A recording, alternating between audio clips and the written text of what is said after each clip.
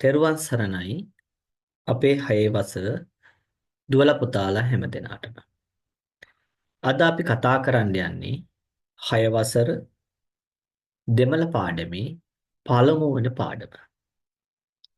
ඒ මාතෘකාව තමයි සන්ධිප්පෝම්. සන්ධිප්පෝම් යනුවෙන් අදහස් කරන්නේ හමු වෙමු කියන අදහස. හමු වෙමු. සන්ධිප්පෝම් හමු වෙමු. මේ පාඩමේදී අපි කළ යුතු කාර්ය පිළිබඳව මෙහි සඳහන් කරනවා.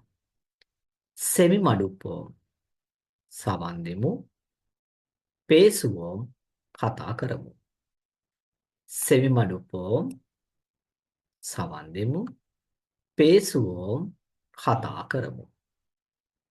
මෙහිදී දුවේ පුතේ ළමයි දෙදෙනෙක් සිටිනවා, පොතෙක් හා දුවෙක්.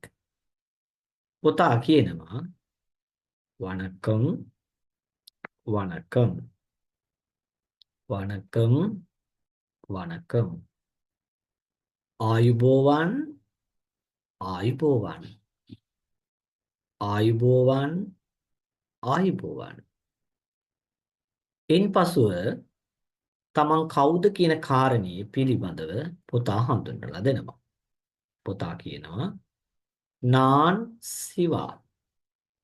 நீங்கள் நான் சிவா.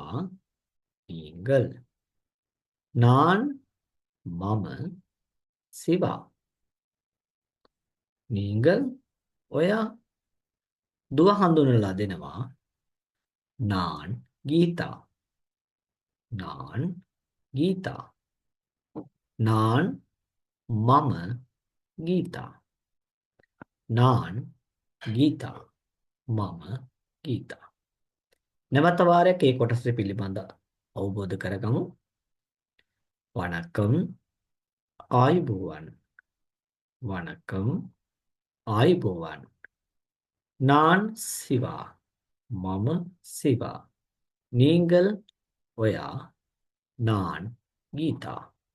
நான் கீதா.